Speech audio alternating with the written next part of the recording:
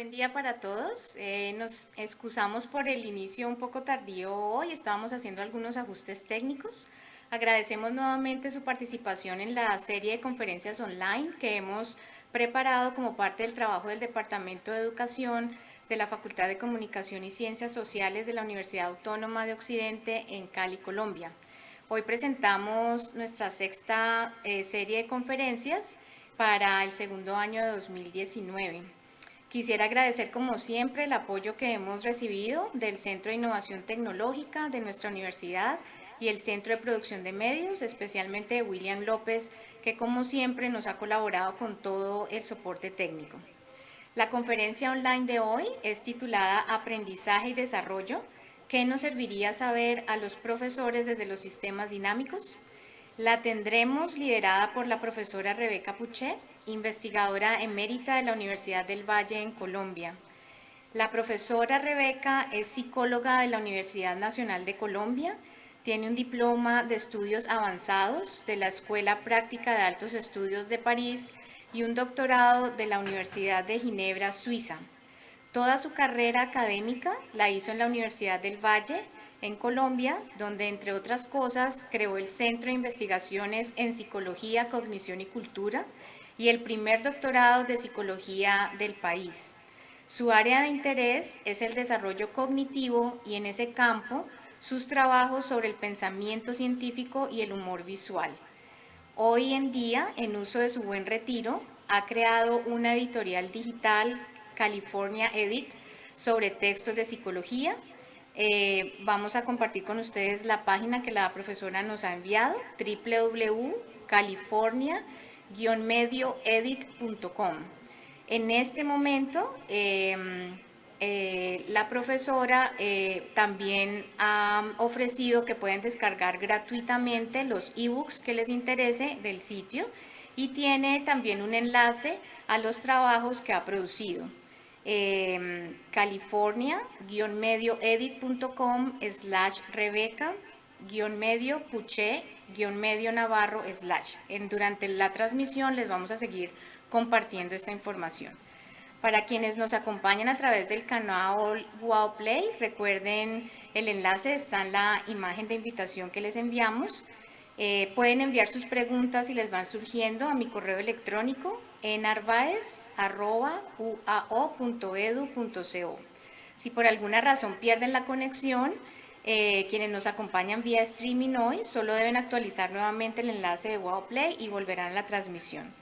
Agradecemos nuevamente a todos su paciencia, su participación. Ahora los dejo con la profesora Rebeca. Muchas gracias. Bueno, buenos días desde Colombia, desde Bogotá en este caso. Espero que me estén oyendo bien.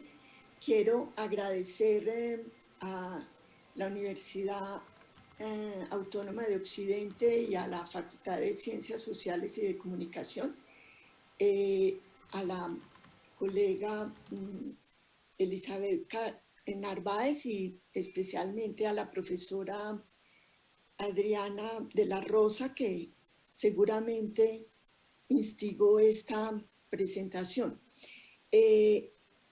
Pasemos entonces a la presentación. Estoy muy honrada de que gente de tantos sitios participe en esta charla. Me encanta que sea en videoconferencia a pesar de todos los últimos detalles, pero creo que este es el mundo que nos espera a todos.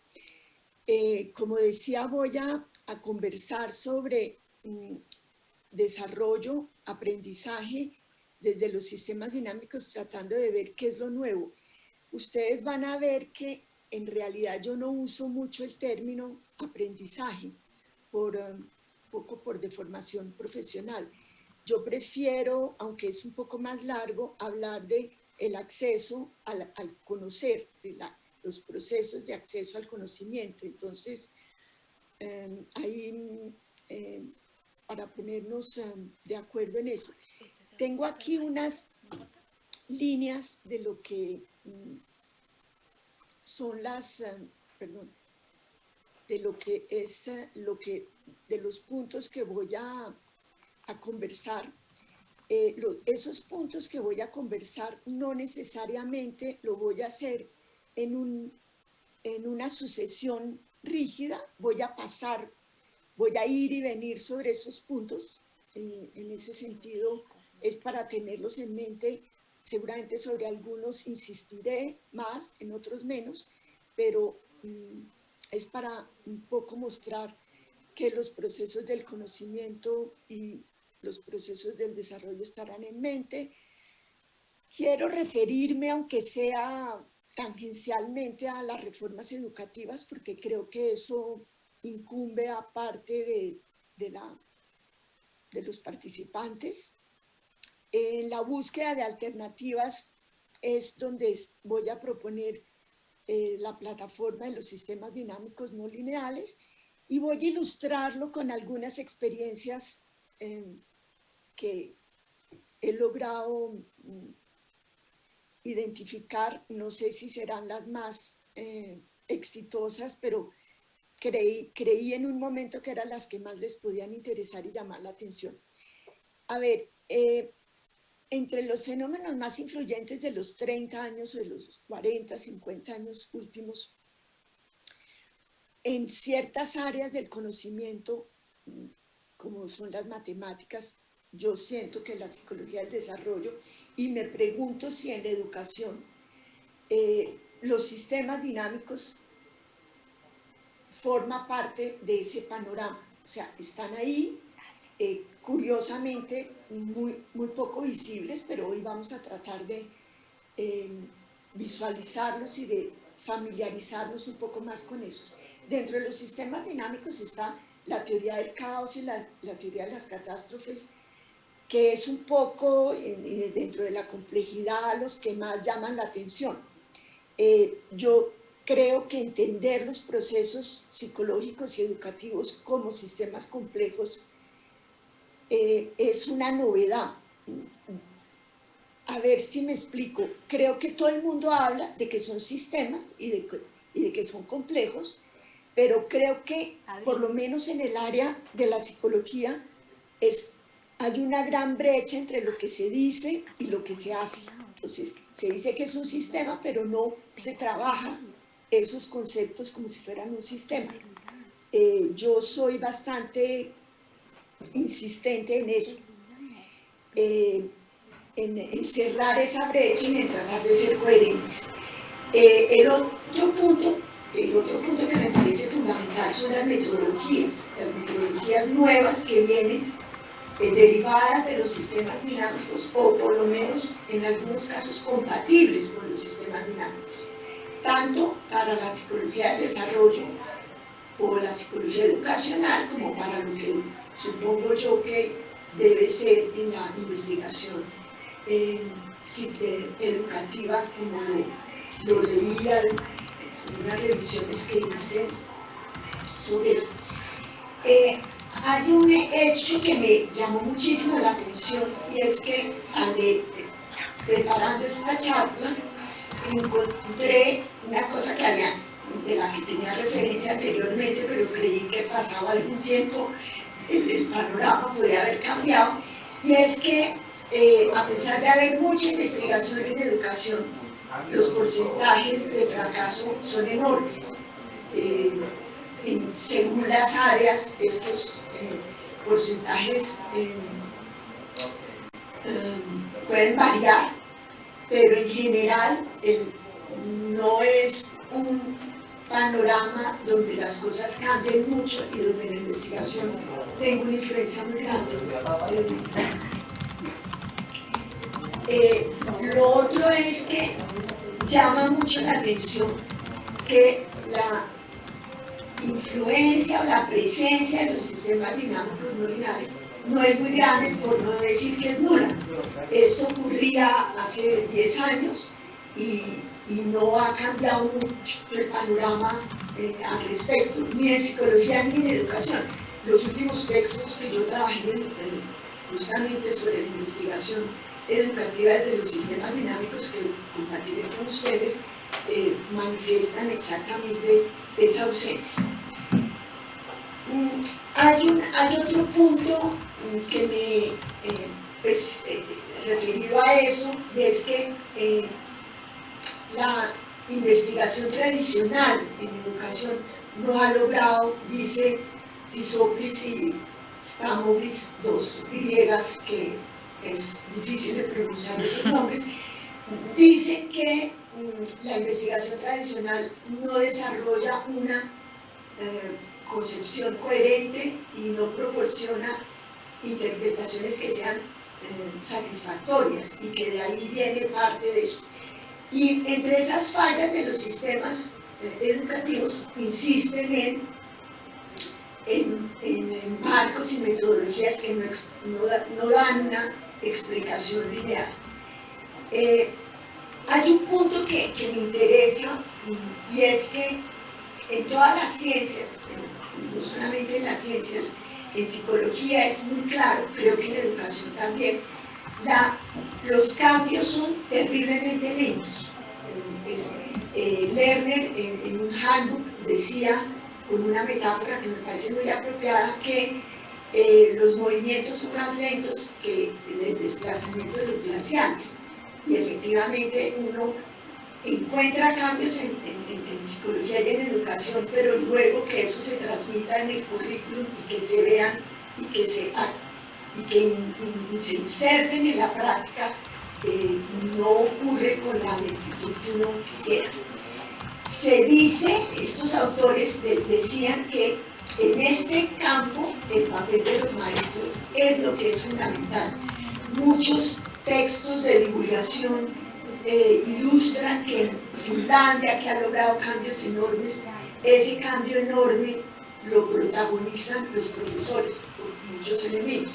Aquí vamos a ver algunos elementos y obviamente está la resistencia a incorporar los cambios. Cuando yo decía que la ciencia es terriblemente lenta en incorporar eso, ustedes estarán de acuerdo que en las universidades lo mismo. A mí una de las cosas que me sorprendía en la universidad, que quiero mucho en mi alma mater, es que las cosas no podían cambiar. Había una resistencia a la novedad, a los cambios, fueran organizativos, en los conceptuales menos en cada profesión usuaria, porque eso tiene menos incidencia, pero en general son instituciones resistentes al cambio cuando deberían ser instituciones que den lugar a cambios. Estas autoras griegas planteaban que del papel de los maestros lo habían encontrado en una investigación que la bibliografía se las voy a mostrar. Había que insistir en dejarlos, en tratar de seducirlos por las novedades, que cuando ellos encontraban y se dejaban seducir por la novedad, entonces empezaban a cambiar. Yo espero que luego de esta charla ustedes trabajen más los sistemas dinámicos y se dejen seducir por ellos. Pero, ¿qué son los sistemas dinámicos no lineales y con ellos los sistemas complejos? Sin duda, es uno de los paradigmas alternativos más interesantes en las 3, 4 últimas décadas, y plantean tanto problemas como alternativas que no estaban contempladas en una agenda tradicional. Es otra manera de mirar el mundo, y eso es lo que me parece a mí más seductor de eso. Por eso yo quería comenzar, aunque hay en una charla de 30, 40 minutos conversar sobre los sistemas dinámicos es realmente poco posible, digamos, puedo iniciar algunas ideas, bosquejar algunas ideas. Quise escoger dos ideas que cuando yo me inicié en los sistemas dinámicos fueron las ideas que más me llamaron la atención y que más me deslumbraron. Entonces quería compartir esas dos ideas que no son las únicas, pero que pretenden de alguna manera entregar el esplendor de los sistemas dinámicos. Uno de esos es pensar los procesos educativos y el acceso al conocimiento como espacios de turbulencia, donde los componentes actúan entre sí, son fuerzas que circulan en ese espacio. y funcionan, a pesar de que es un espacio de turbulencias, es también una matriz en el sentido que allí se generan elementos, se generan procesos autorregulatorios que son al final los que imprimen una dirección, pero que no tienen una lógica visible. Digamos, lo primero que llama la atención es un cierto desorden. Ahora, esa manera de ver las cosas exigen una repensar planteamientos, no se puede pensar de la misma manera. Hay unas definiciones canónicas que ahí se las estoy poniendo, la de Campos, que es un profesor de física de la Universidad Nacional, también que creo que goza de su buen retiro como yo, y dice que los sistemas complejos son espacios donde hay un gran número de elementos que interactúan de manera no lineal. Eso me parece que es al punto crucial, y donde hay fuertes interdependencias. Y anota, y hay otra definición sobre el caos, que me parece que viene a colación, y es que el caos es un sistema cuyos, según la definición canónica también de Lorenz, es un sistema cuyos procesos se comparten de manera que aparentemente es azarosa, que no tienen una lógica visible, pero que están determinadas por leyes bastante precisas. Esta es una manera de ver una zona de turbulencias cuando uno ve el acceso al conocimiento como si fueran olas en una tormenta perfecta. Creo que puede acomodarse muchísimo más a las cosas que si la ve como un riel donde hay etapas fijas.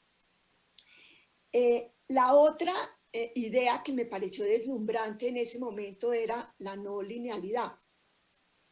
Cuando un profesor empezó a ilustrar sobre los sistemas dinámicos y me decía que las consecuencias de una influencia no eran proporcionales a los resultados en su magnitud, o sea que la famosa proporcionalidad de las relaciones causa-efecto, que era donde yo y donde todos nos funcionamos, no eran así.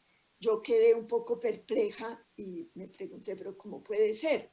Y efectivamente, si retomamos una idea anterior, el número de investigaciones que hay sobre educación no tienen un resultado acorde con ese volumen. No quiere decir que no haya que seguir investigando, quiere decir que o estamos investigando de una manera no correcta, pero fundamentalmente no se están cumpliendo la proporcionalidad de las relaciones causa-efecto. Lo digo para que nos acostumbremos un poco a esta idea.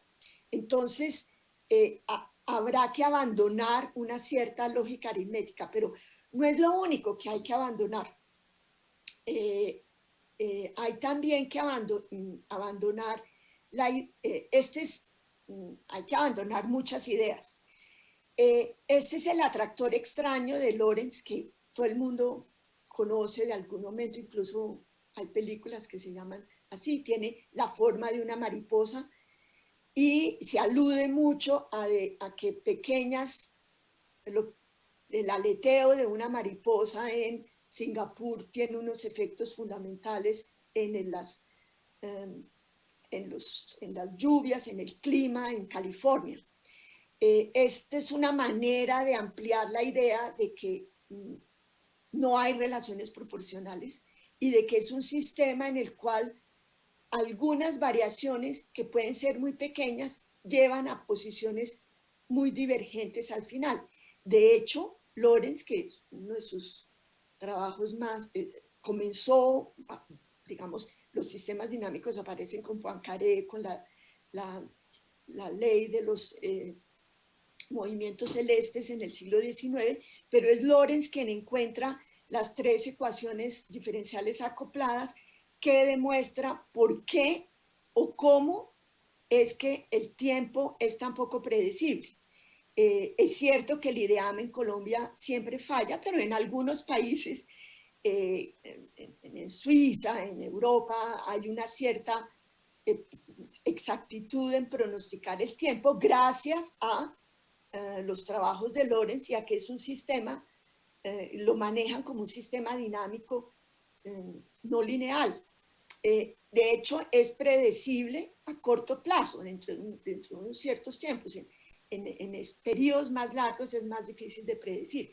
Pero todo esto es porque no existen, porque es no lineal, porque no existen esas relaciones causa-efecto de manera esquemática y porque pequeñas variaciones pueden llevar a cambios muy grandes. La otra idea que me deslumbró sobre los sistemas dinámicos es el concepto de emergencia, que está ligado a lo que estábamos diciendo hace un momento. Hay un espacio de turbulencias y en ese espacio de turbulencias emerge algo nuevo, una propiedad nueva del sistema. Una propiedad, y eso es lo que me parece fundamental, que no existía previamente en ninguna de las partes que componen el sistema.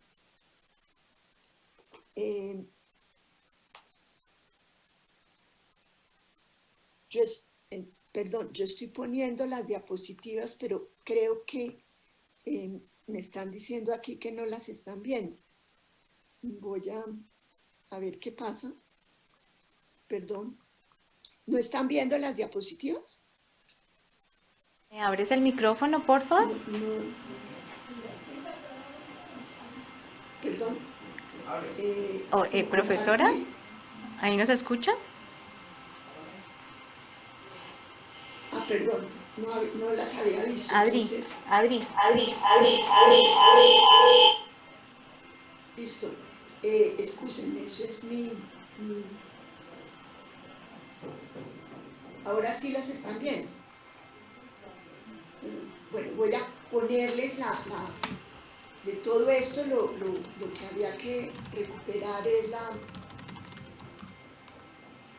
el atractor extraño de Lorentz, que tiene la forma de la mariposa que les había mencionado, y estaba en este momento en la idea de la segunda idea o tercera idea deslumbrante que me parecía sobre la emergencia. La emergencia en ese sistema de turbulencias que también había traído, que se los voy a mostrar, en ese sistema de turbulencias, que no es el espacio que a los que estamos habituados en los currículos universitarios y del colegio. La emergencia es la aparición de algo nuevo en el sistema que no existía previamente en ninguna de las partes, no está prefigurada en ninguno de los elementos iniciales. Recuerdo que cuando me lo explicaron también la primera vez, me costaba mucho trabajo entender la emergencia y me decían, por ejemplo, cuando se combinan, no es la suma de las partes, por supuesto, no se limita a eso, pero lo que es más interesante es que pensar la emergencia como en química o como con ciertos sistemas en los que no se sigue una linealidad, que son resistentes a esa linealidad. Los matemáticos y los físicos dan los ejemplos del agua que cambia de estado. Para nosotros en Bogotá hablamos del maíz pira, que se convierte en crispeta por la temperatura, cambia el estado y emerge algo nuevo. Eso es exactamente la no linealidad, pero en la emergencia aparece algo nuevo de un conjunto de fuerzas y de componentes que están interactuando y eso nos obliga a repensar los currículums, me parece a mí, porque no es en esas etapas continuas y lineales, sino que hay un movimiento y hay una combinación de fuerzas en las cuales aparecen novedades, combinaciones que no estaban previstas inicialmente.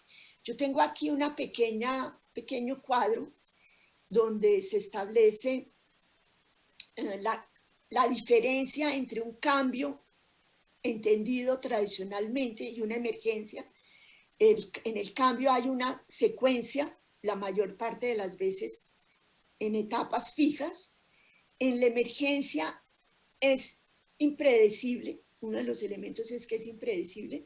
En los procesos dinámicos, esa turbulencia de cómo se concibe el espacio lleva a que no se puedan fijar ni periodos, ni momentos, ni nada. En las etapas hay una relación y hay unas filiaciones férreas entre el comienzo y el final o entre distintos momentos, y eso nos lo insisten mucho en la educación, y creo que el acceso al conocimiento es por definición impredecible. No hay relaciones entre el punto de entrada y el punto final. Son momentos completamente distintos. Bueno, entonces, eso es un poco lo que yo he creído, los brochazos y los trazos que he querido dar sobre los sistemas dinámicos.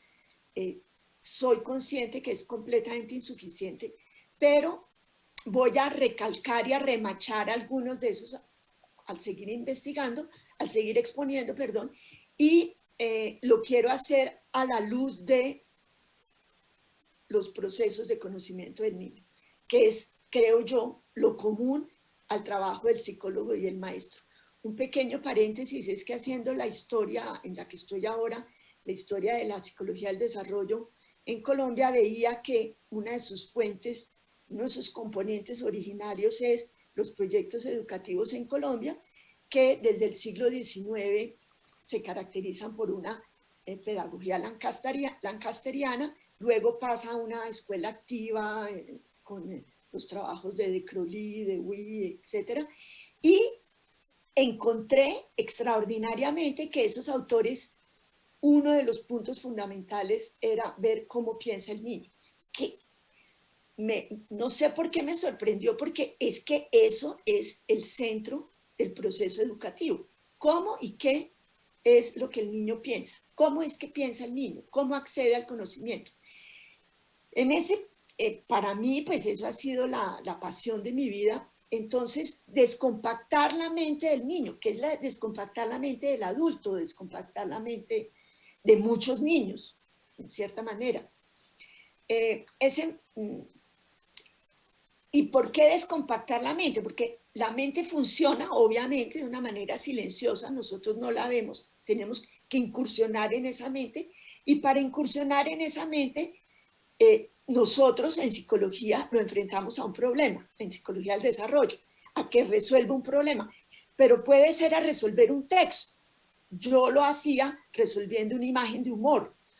En matemáticas es resolver la combinación de unos números, según el nivel en que estén los niños.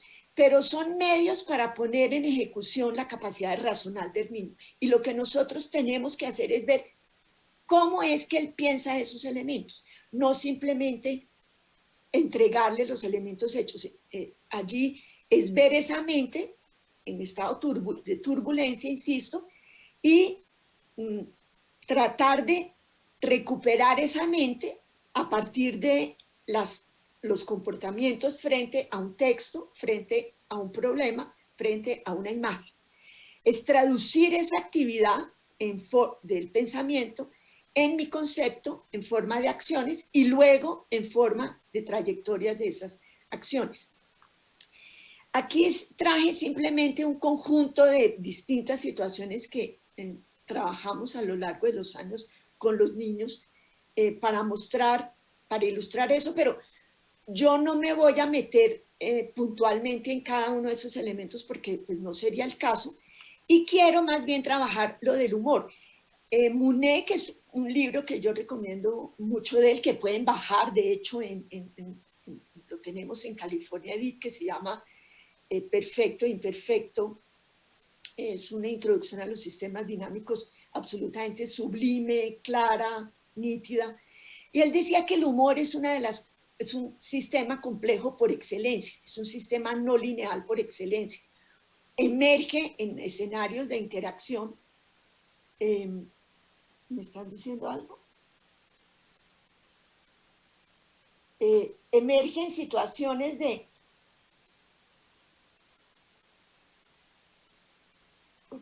no, emergen pueden haber muchas formas de humor, de producción de humor, de lo que voy a hablar un poco más adelante, o del humor visual, que es el que yo trabajo. Pero fundamentalmente cualquier clase de humor es un escenario de interacción entre elementos sociales, cognitivos, emocionales, que son significativos y que ponen en funcionamiento capacidades insospechadamente precoces e insospechadamente sofisticadas cuando en los niños. Uno considera que el humor es banal y sin embargo las inferencias, la naturaleza de las inferencias para comprender el humor son extraordinarias. Hay una sucesión o una cadena de elementos, una cadena que no necesariamente tienen relaciones férreas entre sí los eslabones, sino que se comportan de manera a veces azarosa. Entonces, ¿qué es lo que les voy a poner un ejemplo que a mí me parece precioso y es la manera como emerge y como surge el teasing, la capacidad del niño de tomar el pelo. Es una actividad humorística que surge muy tempranamente hacia al final del primer año. Se desarrolla en el segundo año según los elementos. El humor, contrariamente a muchas otras actividades cognitivas, es bastante espontáneo. No se necesita ir al colegio para tener humor.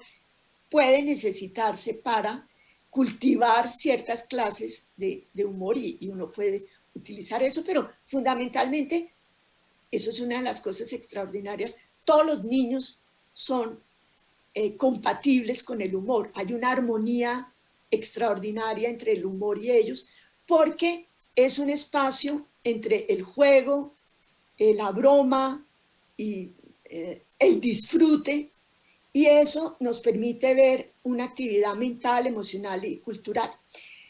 Los juegos de los fingimientos, los juegos del como sí, los juegos de engaños, todo eso son zonas de interacción que nos permiten acercarnos al niño y nos permiten explorar esas actividades de él.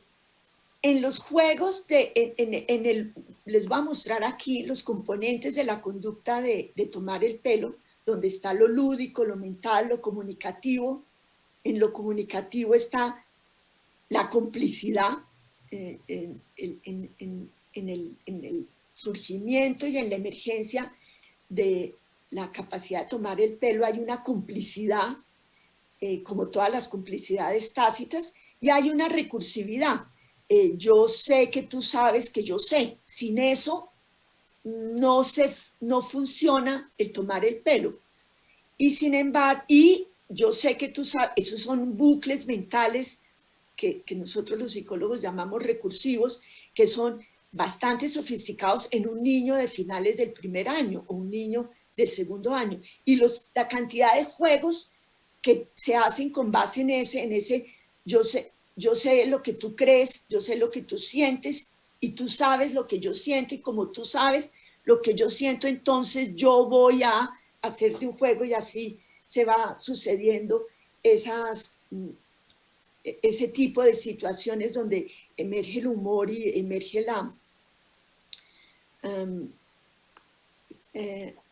la capacidad de tomar el pelo. En estos componentes yo lo que quería poner es que no hay un orden preestablecido. Primero está lo lúdico, luego está lo mental, luego está lo comunicativo, luego está lo recursivo. No, hay un espacio de turbulencias donde estas cosas se cocinan, si ustedes quieren, se van formando y de ahí emerge un elemento que es distinto a todos los demás.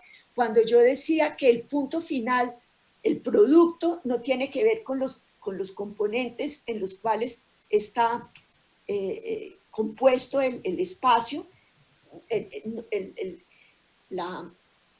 es distinto el producto a los componentes iniciales, es distinto a lo lúdico. Lo lúdico es solamente uno de los aspectos, tomar el pelo no.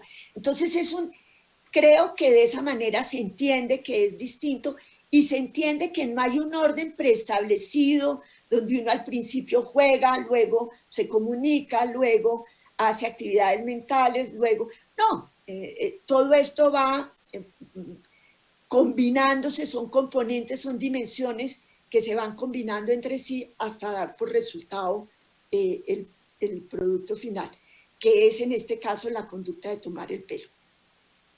¿Qué es lo que hace que al final la conducta emerja de este conjunto de componentes, en este conjunto de componentes o fuerzas, que los podemos llamar fuerzas también?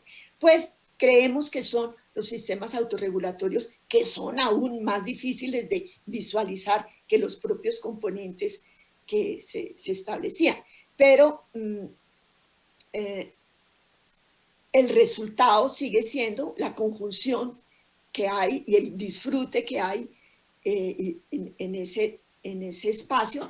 Y en el humor hay mucho las expectativas, el juego, o sea, es dinámico porque hay unas expectativas sobre los cuales sobre las cuales se está jugando, y muchas veces el humor más simple, el humor de las películas gringas, por ejemplo, o el humor de la cantidad de programas horribles de humor que hay en Colombia, o incluso de algunos caricaturistas, es lo simple, es la naturaleza de esa incongruencia, de rompimiento de esa expectativa, es banal, no es todo lo sofisticado que la mente humana es capaz de prever. No voy a insistir en eso. Ahora quiero pasar rápidamente, no sé cómo vamos de tiempo, sobre las concepciones, sobre los cambios metodológicos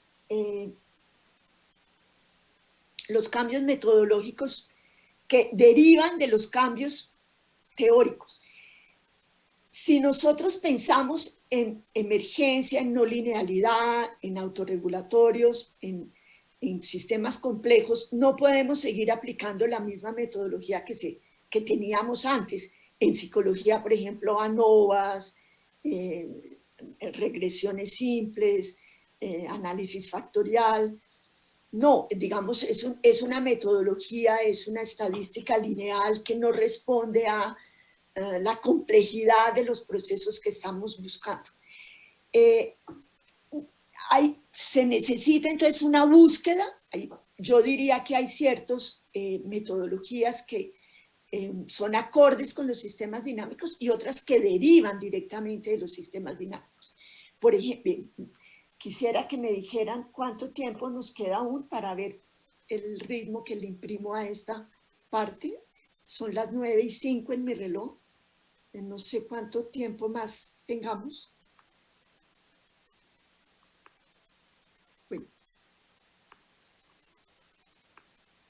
me perdí, se cayó la página.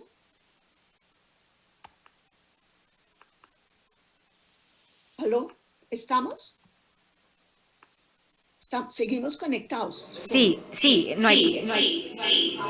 no hay problema. Estamos bien de tiempo. Bueno, entonces estaba yo diciendo que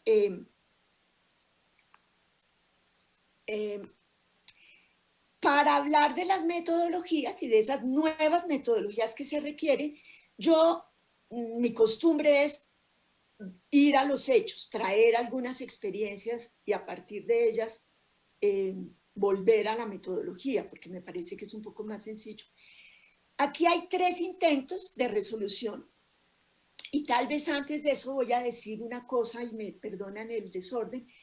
Veníamos hablando del desarrollo del humor, que es fundamentalmente un sistema no lineal, y que me encanta que yo cite a Monet para ello y que no tenga que decirlo yo de mi propia cosecha.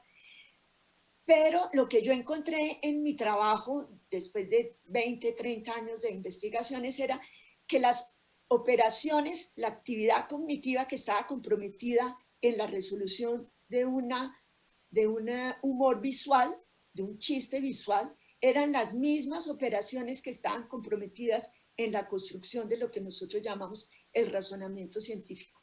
Entonces, para mí no hay una diferencia brutal ni de ningún tipo. No perdemos el compás si estamos bailando, si hablamos del humor y si hablamos de situaciones de resolución de problemas. Esto es un poco, digamos, para romper el hielo en ustedes que pueden creer que ahora hablo de situaciones de resolución de problemas en situaciones muy que traducen herramientas conceptuales que forman parte de la ferretería intelectual del científico, del niño científico cuando está funcionando. Esta es una situación de trasteo donde el niño se cargan un camión y se tiene que descargar en un orden que es el inverso al como se habían cargado.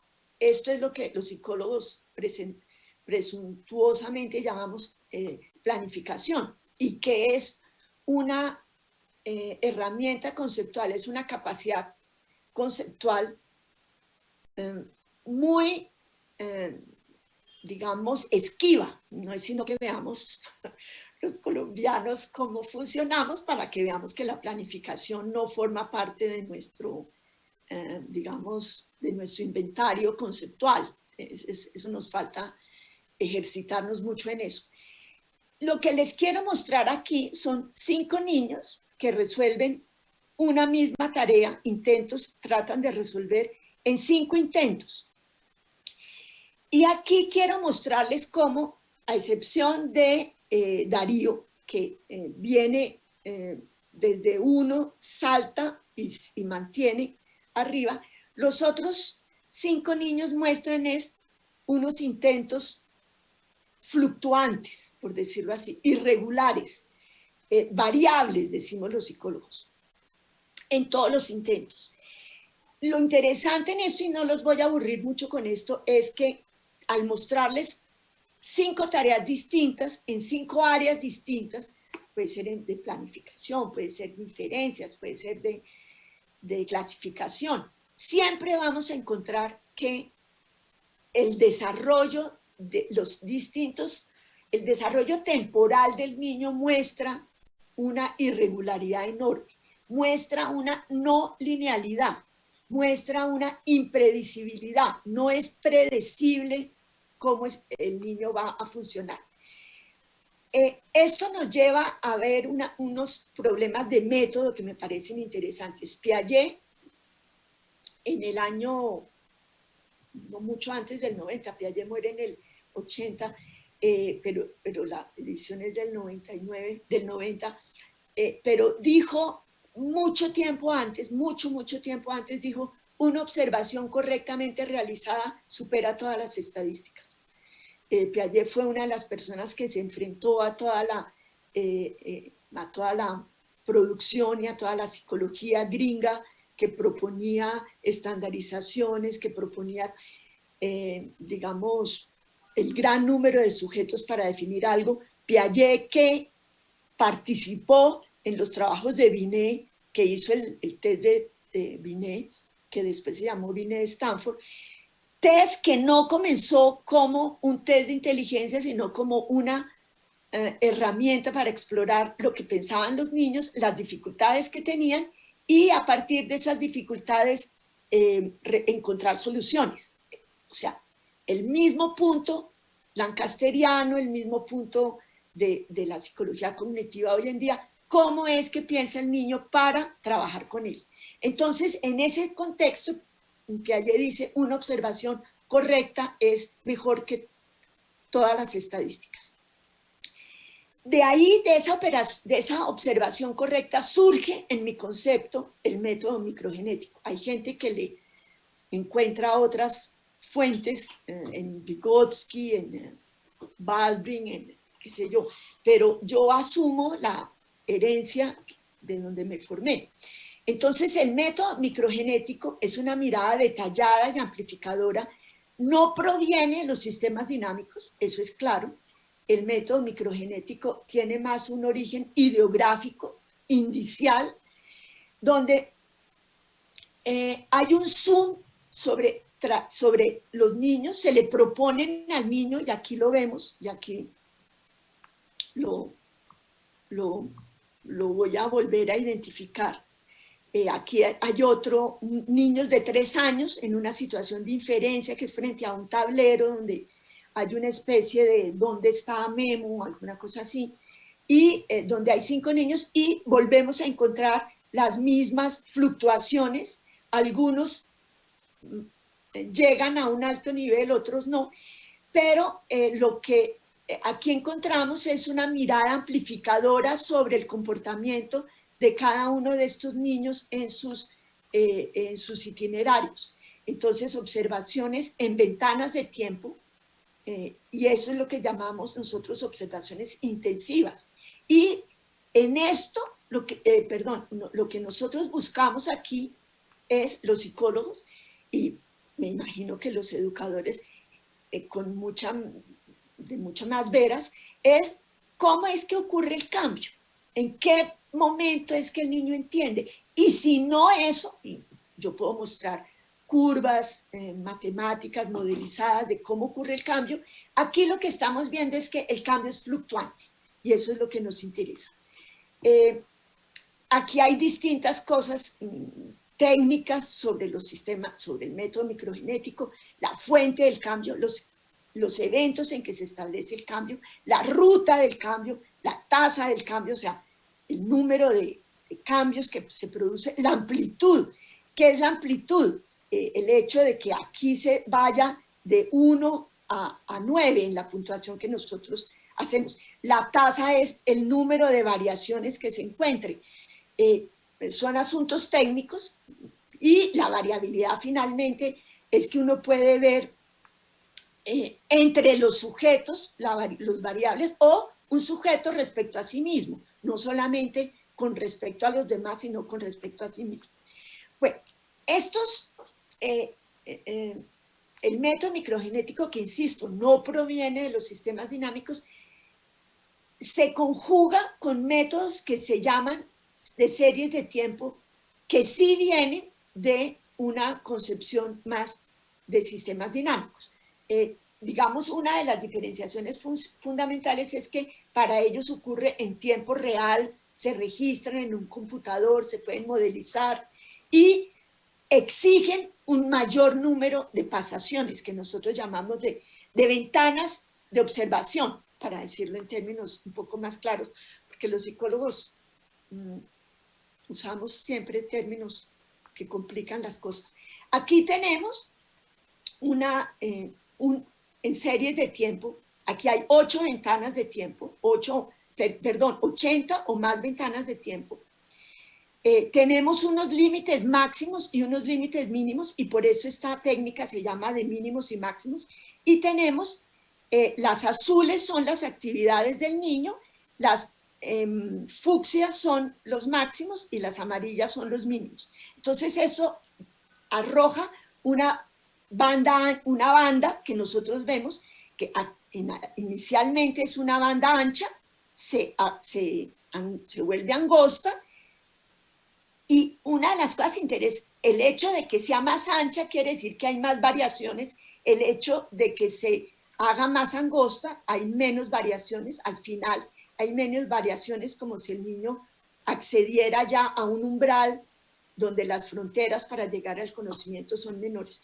Lo que quiero decir es que esto nos da una información preciosa sobre el niño y demuestra la importancia de las trayectorias.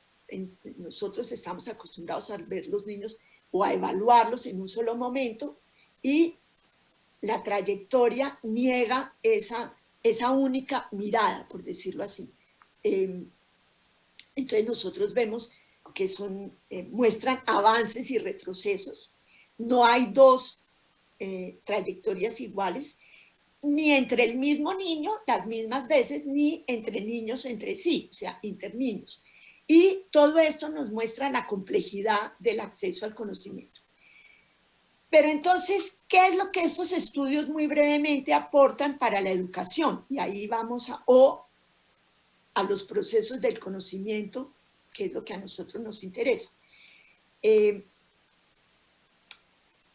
Vuelvo a insistir, espero no ser muy repetitiva, los caminos al conocimiento son frágiles, son impredecibles, son lineales y no tienen secuencias fijas. Esto me parece fundamental para quienes trabajan en educación y están acostumbrados a currículums rígidos y a ver en Colombia por lo menos resultados finales donde tengan indicadores de lo que sea. Nosotros no podemos desde un sistema no lineal relacionar las conductas tempranas con tardías. Esa no es una buena vía. Y otro punto que parece fundamental es que en el conocimiento parece que fueran más importantes las diferenciaciones que las similitudes. Cuando uno estudia una trayectoria del conocimiento, no es por lo que es común, sino por lo que es diferente la manera como aprendemos.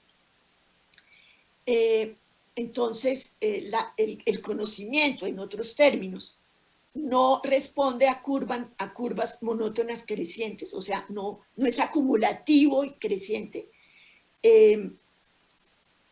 no es continuo, es fundamentalmente discontinuo, y para psicólogos como yo y para educadores hay una ecuación que hay que romper, y es que es la conducta, edad y capacidad. Esa es una ecuación engañosa que nos complica la vida. A una edad no hay un concepto, un conocimiento y no hay una capacidad determinada. Eso es una falacia y nos ha traído más complicaciones que posibilidades. Hay un punto, ya estoy por terminar, en el que me parece interesante el valor de las trayectorias con respecto a la evaluación. Si nosotros entendemos una trayectoria de la actividad cognitiva, vamos a entender que el niño tiene potencialidades que no siempre son visibles. Hay momentos en que entiende, hay momentos en que no entiende, y eso lo muestra la gráfica. Y eso lo que quiere decir es que si en un momento entendió, hay una potencialidad para que vuelva a entenderlo. O sea, que tiene las condiciones para volver a aprenderlo. Y por consiguiente uno puede relativizar ciertas comprensiones. Eso de que el conocimiento uno entienda y a veces no entienda, nos pasa a los adultos. Uno entiende a veces muchas cosas y otras veces no entiende. A mí me pasó mucho tratando de entender las ecuaciones diferenciales. Apenas me las explicaba el profesor Conbariza, yo la entendía al salir de allí, la entendía bastante menos y tenía que volver a que me lo volviera a decir. Pero quiero decir, es fluctuante, no es completamente terminal. Entonces se pasa por momentos de comprensión a momentos de no comprensión, y ese paso no es un paso de la no comprensión a la comprensión, puede ser un paso de la no comprensión, perdón, de la comprensión a la no comprensión. Lo entendía tan bien que luego me doy cuenta que algo faltaba. Eso me parece que es que también cuando revemos las cosas había aspectos que no habíamos entendido o lo volvemos a ver desde un punto de vista nuevo y eso no cambia.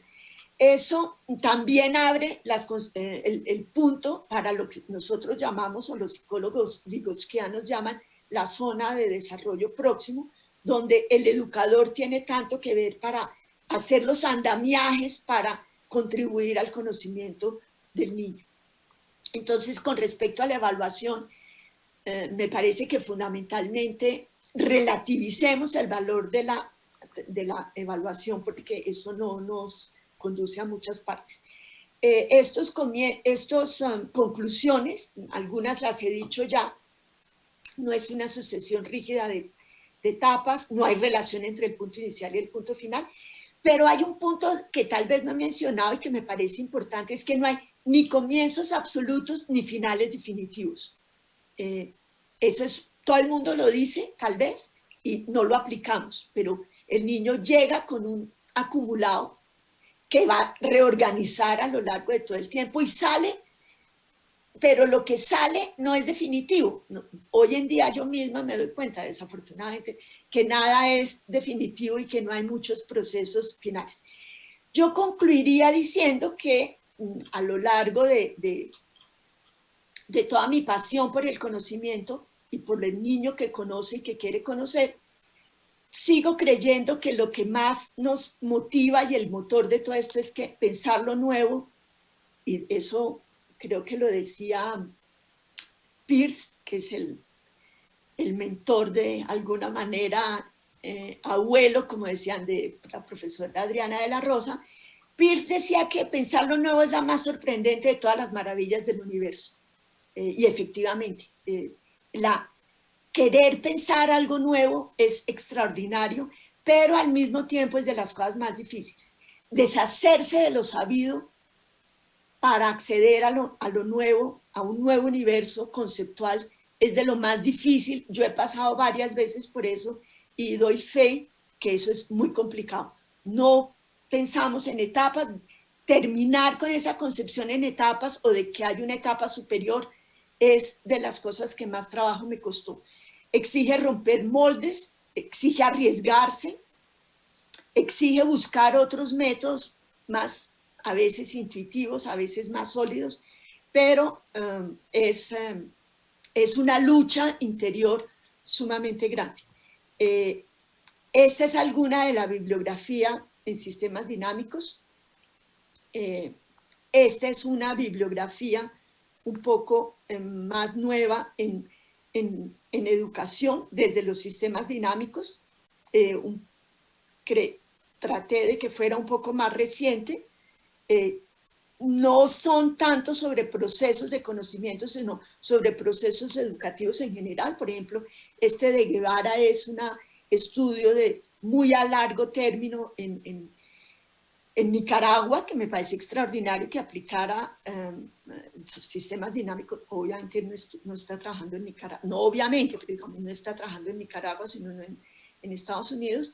El de Heath sobre, digamos, sobre estando al borde de los fenómenos del caos, tiene un trabajo interesante con los modelos del cúspide, mostrando que el desarrollo puede ser estacionario y finalmente adquirir ciertos puntos, que es una de las tesis en la evolución.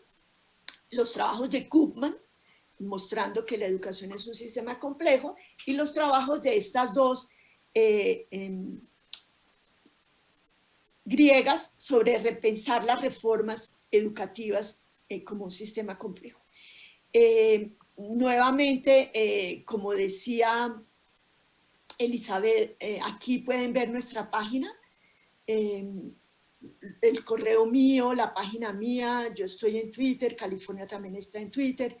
No sé si es suficientemente amplio donde lo pueden ver. No me queda sino agradecer. Estos son algunos de los cambios, de los cambios que les quería mostrar modelizados, pero pues ya no viene al caso. Pero aquí pueden seguirme viendo y algunos de esos otros trabajos los encuentran en algunos de los libros, en El desarrollo se reorganiza. En mi página personal son artículos que puedo divulgar y que me lo permite la ley de los derechos, que los puedo usar, porque si no, los copyright no me lo permiten. Les agradezco mucho, espero que digamos que les hayan quedado ganas, porque de esto no quedan sino ganas, o no, sobre los sistemas dinámicos para que ustedes sigan profundizando. Muchas gracias.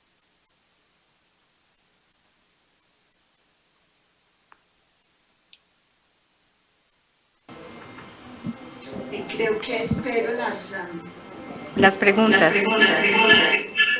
¿Allí me escuchas? ¿Aló? Perfecto. Bueno, profesora, pues muchísimas gracias por la presentación. Estábamos comentando pues acá con Adriana, la colega, que realmente pues ha sido muy clara, anticipando que pueden acompañarnos personas de distintos campos de conocimiento. De hecho, sé que hay algunos colegas acá del campo de la comunicación social y de la ingeniería que la estuvieron siguiendo, y creo, digamos, que el contexto que da y la explicación que da sobre el marco de referencia para comprender mejor lo que usted llama el acceso al conocimiento, pues creo que ha sido bastante claro. Para compartirle algunas de las preguntas que nos han dejado las personas que se inscribieron previamente. Antes de eso, que quisiera pedirle si deja de compartir la pantalla para que ya podamos volver a verla solo a usted, y conversemos pues un ratico. Bueno, de algunos de los comentarios que hacían las personas que se habían inscrito, entiendo estarían más paradas pues en el campo pedagógico. Igual sabemos pues que su trayectoria es en el campo de la psicología, específicamente pues en las investigaciones sobre el comportamiento y el acceso al conocimiento como nos ha presentado, así que pues dejaremos a su libertad saber hasta dónde pues podría respondernos preguntas más de tipo pedagógico, pero un poco sería, igual usted nos hace un llamado al final de la presentación sobre tener mucho más cuidado sobre el tipo de currículos al que nosotros nos enfrentamos en educación, al diseño de esos currículos y a la expectativa de tener, digamos, unos resultados, ¿cierto? De los estudiantes.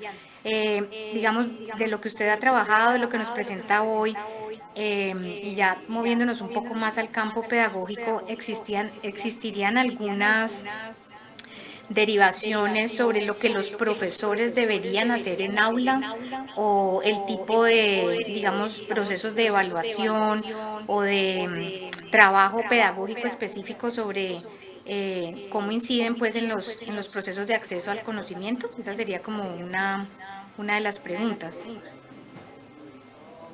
Estoy tratando de ver cómo quitar esto y no logro verlo. Entonces, bueno.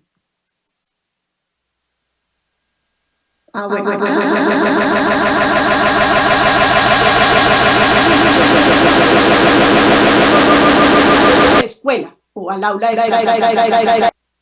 Nosotros hicimos un trabajo hace 2 años, un proyecto que se llamaba, de hecho se llamaba Evaluación y Seguimiento, como dando un modelo, y creo que sí hay maneras de trasladarlo al aula. Incluso lo que tratábamos de hacer era recuperar trayectorias del acceso al conocimiento, o sea, mostrábamos algunas situaciones, trabajábamos algunas situaciones y veníamos 3 veces o 4 veces a lo largo de un semestre a volver a trabajar la misma situación con los niños,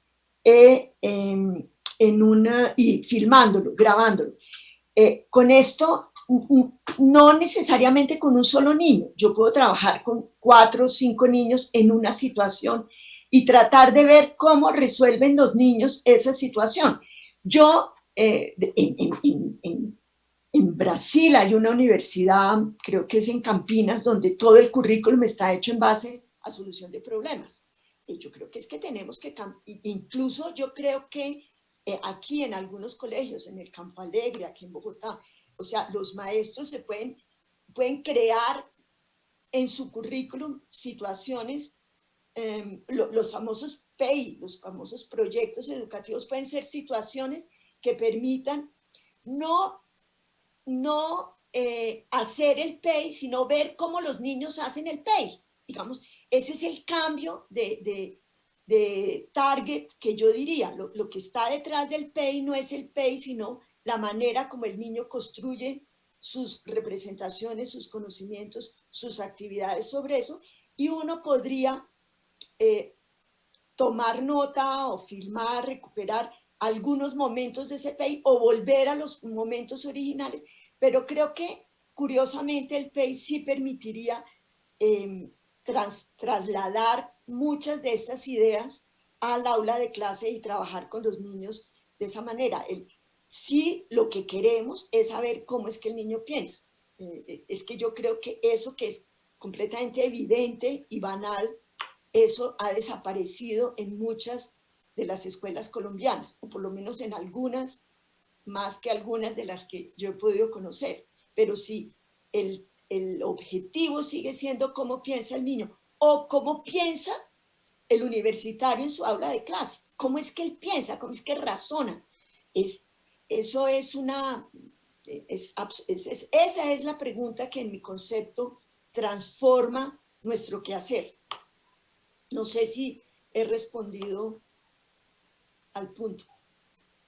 Unas derivaciones, o sea, yo entendería como que de alguna manera nos está compartiendo unas... ¿Ahí nos escucha? ¿Nos escucha? ¿Profesora? ¿Sí? No, no la escuchamos.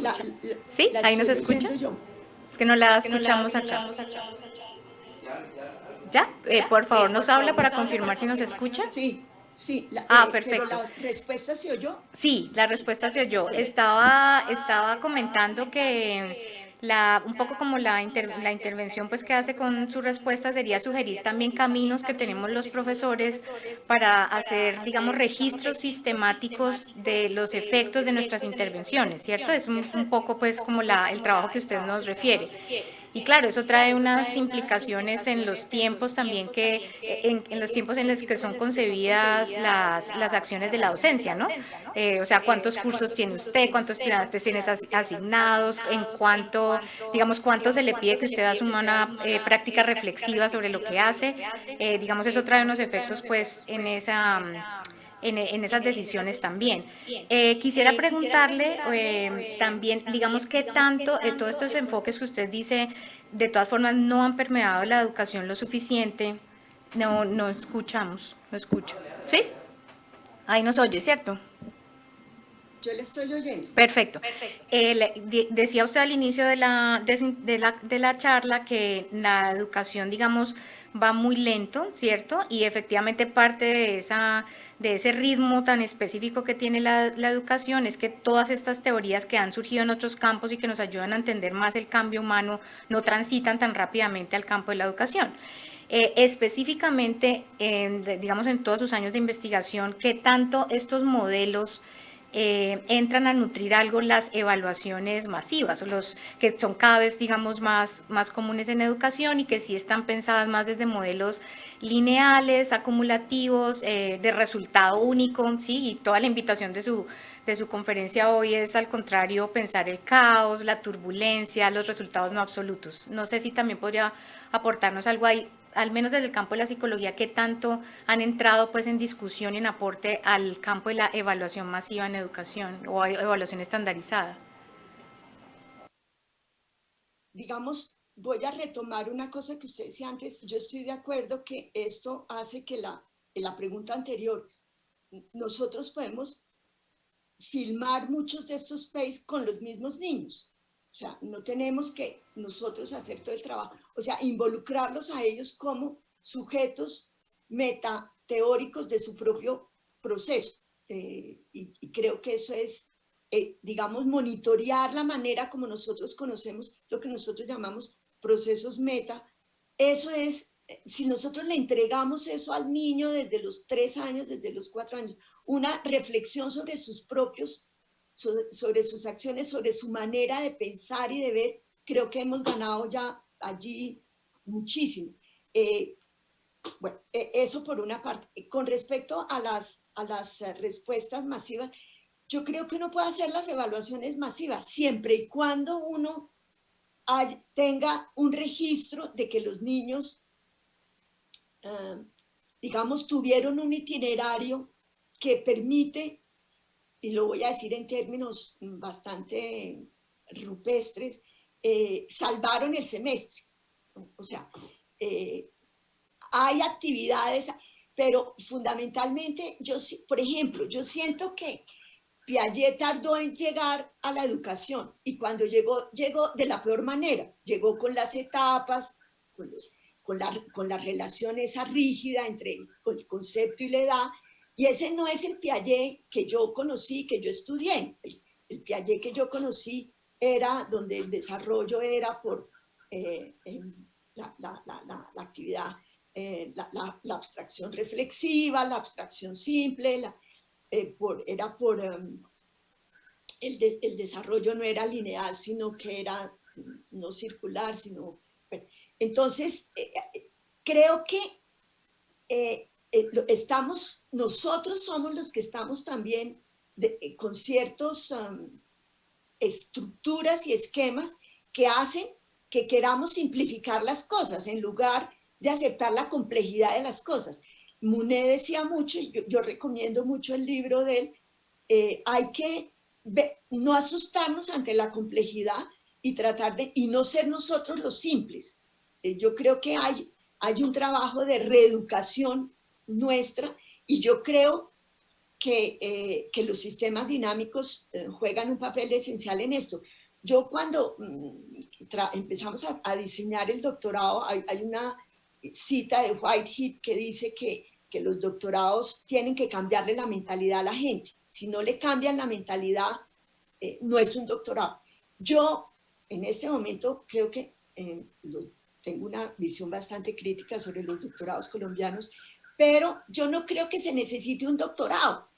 Yo creo que si uno, por ejemplo, yo creo que hay alternativas como los sistemas dinámicos, y eso es lo que me parece extraordinario, que me refrescan y que me reorganizan el conocimiento, pero yo tengo que estar dispuesta a eso. Yo tengo que estar dispuesta también, como se dice rupestremente, a darme la pela, porque no es un proceso sencillo, pero tiene que haber allí y no creo que los sistemas dinámicos sea el único sistema innovador. Para mí fue eso, para otros puede ser la meditación budista, qué sé yo, pero digamos sí necesitamos cambiar nuestras estructuras del conocimiento. Efectivamente, también al inicio de la conferencia usted hablaba de la interacción entre lo emotivo, lo cultural y lo cognitivo, ¿no? Un poco para reforzar esta idea que usted está diciendo, bueno, casi que esto de que ofrece el enfoque de los sistemas dinámicos no es solamente para que los profesores, o al menos en educación, se gestionen otros tipos de interacciones con el conocimiento, sino que las personas también entramos en una relación distinta con el conocimiento, y eso pasa por la voluntad. Es un poco lo que usted está diciendo.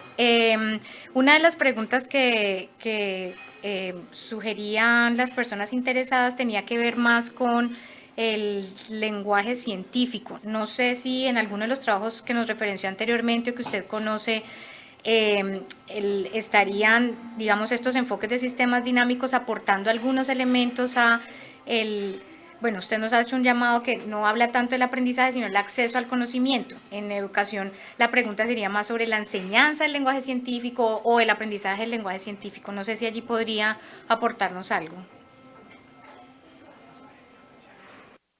Sí, creo que yo nunca hablo de enseñanza. O sea, yo no creo que uno enseñe. Yo comenzaba mis clases diciendo que yo no iba a enseñarles nada. La gente puede aprender, que eso es otra cosa, pero yo no haría el énfasis en la enseñanza, sino en el aprendizaje, que es una versión no muy feliz del acceso al conocimiento. Yo creo que eso, ese sería el punto. Entonces yo sí siento que hay que tratar de cambiar un poquito el lenguaje. Yo creo que hay, justamente lo que planteaban las dos griegas del trabajo era que había que buscar aquello que hiciera que para el profesor fuera apasionante, que fuera novedoso, coger esa vía para que él empiece a partir de allí cambiar. Yo no creo mucho en la receta, yo hablo de los sistemas dinámicos porque eso es lo que me parece apasionante, pero yo siento que la gente puede encontrar, pues las vías al conocimiento son múltiples, los resultados son múltiples, uno tiende a creer que hay un solo resultado, pero también hay un abanico de resultados que son, pero sí siento que hay que cambiar el conocimiento. Yo creí que la pregunta iba sobre que los psicólogos usamos un lenguaje que un poco, pero no es eso. Y sobre eso iba a decir que el libro de Monet es absolutamente claro, es de una claridad meridiana. Entonces, pero sí creo que hay que hacer una labor de maquillaje o de desmaquillaje para quitar ciertos conceptos y ciertas palabras que no corresponden exactamente a lo que nosotros estamos tratando. Ahí me escucha, ¿cierto? ¿Sí? Creo que la pregunta iba más sobre el desarrollo del lenguaje científico. Un poco, voy a conectarla así. Cuando inicia su intervención, usted comenta que el humor es realmente, se desarrolla de manera espontánea y muy temprana en los niños, ¿cierto? Dice usted, al final del primer año encontramos estas conductas y las caracteriza. Y dijo algo así como, no habría que ir a la escuela, ¿cierto? No habría que entrar a un sistema formal para aprender el humor. Cuando nos metemos en el terreno, ¿cierto?, de las ciencias, la matemática, la física, la química, digamos, son asuntos menos espontáneos, en los que efectivamente se crea esto que es la institución escolar, porque habría que hacer intervenciones sistemáticas para generar ciertas conductas. Creo que la pregunta estaba más asociada con estudios en los que los enfoques de sistemas dinámicos nos ayudan a entender un poco más lo que usted ha llamado los itinerarios, cómo se accede al lenguaje científico, cómo los niños, un poco lo que usted nos presentó más en el humor. Por allí iba la pregunta. Perdón. Muchos procesos del conocimiento que son espontáneos. Yo creo que la base del conocimiento es espontáneo. O sea, yo siempre he considerado que uno aprende a pensar en la familia, no es en la escuela que uno aprende a pensar. Uno en la escuela va a aprender a cultivar mejor ciertas cosas. Ahora, que hay campos del conocimiento que exigen lo que usted llama unas instituciones, claro, hay una diferencia rotunda entre hablar y escribir. Muy pocas personas llegan a escribir espontáneamente. No, se necesita una instrumentalización de eso, pero incluso cognitivamente son dos procesos distintos, el lenguaje hablado y el lenguaje escrito.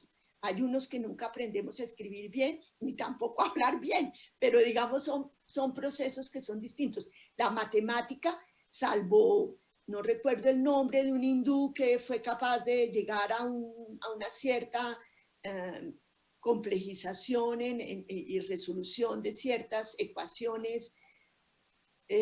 No, sin esa institucionalización yo no puedo, la matemática no existe. O sea, es claro que allí existe eso y me parece que conozco pocos trabajos que demuestren cómo los sistemas dinámicos puntualmente coadyuven a eso, pero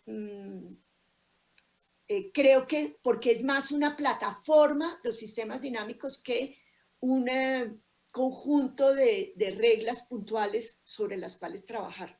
Pero estoy completamente de acuerdo que hay un cierto conocimiento que solamente es posible a partir de una institucionalización de él. Que tendría que ver es como con lo lúdico. Tal vez se pueda asociar con las investigaciones que nos mostró de su interés particular sobre las conductas relacionadas con el humor. Dice la pregunta si en el caso de los niños, algo así como las relaciones entre el juego en los niños y lo lúdico. No sé si allí también conocería algunos estudios que nos ayudan a entender esto de la influencia que tiene el juego y lo lúdico en el desarrollo del pensamiento, de lo cognitivo.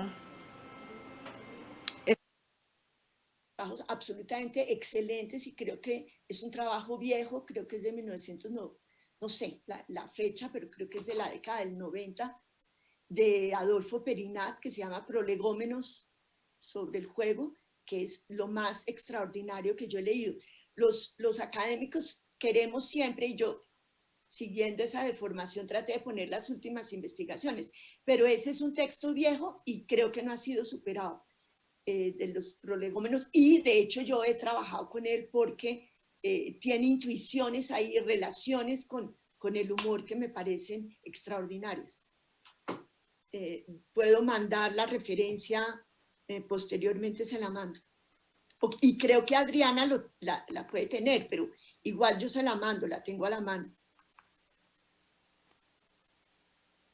Parece que las evaluaciones en la escuela creen que hay una relación, lo que usted nos estaba llamando a romper, ¿no? La ecuación que usted dice que hay que empezar a romper, que hay una relación entre la edad y la capacidad y una medición. Se determina si el sujeto sabe o no sabe, como una mirada binaria. ¿Qué cambios serían necesarios para que pudiera pensar el acceso al conocimiento? O sea, esa pregunta vuelve y nos pone en el terreno de las evaluaciones y en los enfoques más escolares, ¿cierto?, en los que existe esta ecuación que usted nos ha invitado como a cuestionar. Justamente en la década del 90, muchos psicólogos de diversos orígenes, Fisher en Estados Unidos, en Harvard, Annette Carmilhoff en Ginebra, Munu también en Ginebra, empezaron a hablar de fases en el desarrollo y no de etapas. O sea, que el desarrollo sería cíclico e iría por fases. Eso no ha llegado a la psicología todavía. Y llevamos, qué sé yo, 20, 30 años en eso, que desde, digamos, propuestas o teorizaciones y conceptualizaciones del desarrollo que no es en etapas. Eso es de las resistencias al cambio más tenaces que yo he conocido. Uno tendría que ver las bondades que tiene trazar desarrollos y tener trayectorias en el niño, trayectorias de desarrollo, para ver que esas bondades eliminan lo que una evaluación puntual propone. Allí tendríamos que ver cómo las mediciones sucesivas, y por sucesivas quiero decir repetidas en el tiempo, aportan sobre los procesos del conocimiento, que no aporta una evaluación única o una evaluación aislada. Pero yo diría que el asunto es que probemos eso como hipótesis y luego, si nos parece que veamos allí bondades, entonces cambiemos. No es porque, no es, digamos, taxativamente como un decreto. Justamente Munu, mi director de tesis, que hizo una teoría que incursionaba en los sistemas dinámicos, etc.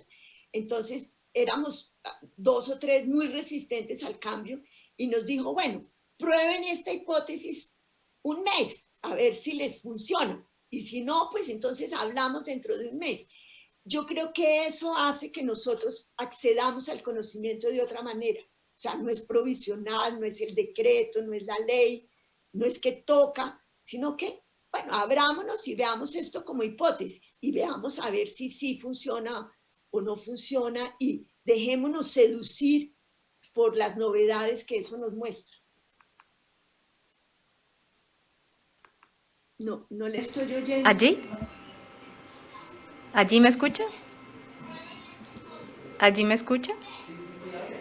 Ella no nos escucha. ¿Sí? Ah, ok. No, que volvió al punto del asunto de la voluntad, ¿no? Que hay que tomar una decisión igual para entrar en dejarse vivir en una situación de turbulencia. Bueno, creo que esta sería como la última pregunta que veo acá. Como hipótesis, ¿no? Sí, claro. No como mandato, sino veamos a ver qué ocurre. También que digamos, los avances en cada campo de conocimiento van a ritmos distintos y que se transfieran a los otros campos, pues nos lleva un tiempo, ¿no? Y sobre todo en educación, como usted lo ha dicho, siempre estamos con otros tiempos. Esta última pregunta tiene que ver es más con el campo como de la rehabilitación humana. No sé si tendría algún aporte allí. También está asociada a la pregunta de la evaluación. La evaluación en el campo de la rehabilitación humana, pues no sé qué tanto contacto tenga usted con ese campo, pero también se lidia con la idea de desarrollo o la alteración del desarrollo, ¿cierto? Y en ese campo sí hay mucha influencia de ese enfoque que usted dice ha sido mal interpretado, de las etapas, de la idea de normalidad, de lo lineal. No sé si allí habría, digamos, algún trabajo, alguna recomendación que daría sobre cómo estos enfoques también, digamos, empiezan a generar otras maneras de entender la capacidad humana en situaciones de no normalidad. Bueno, yo hice con un colega de Ginebra un trabajo sobre invidentes. No sé si eso entra dentro de puede entrar. Bueno, ahora uno no sabe, cuando, con el lenguaje políticamente correcto, no se sabe muy bien cómo nombrar las cosas, pero digamos en este trabajo lo que hicimos fue tratar de adaptar y de las condiciones de las situaciones a unas modalidades que excluían la visión y de esa manera avanzar y aprovechar algunas de las ventajas o de desarrollo mayor de modalidades como lo auditivo, como lo táctil de los sujetos. Pero puedo, esto no es desde los sistemas dinámicos, pero sí, digamos, desde una visión, digamos que yo empaté de Piaget y de lo post-piagetiano a los sistemas dinámicos sin mucho esfuerzo. Karmilov trabajó mucho con sujetos de síndrome de Down, su hija era especialista en eso. Yo le puedo remitir algunos textos en esa dirección. De sistemas dinámicos no conozco, pero puedo buscar para mandarle alguna bibliografía al respecto.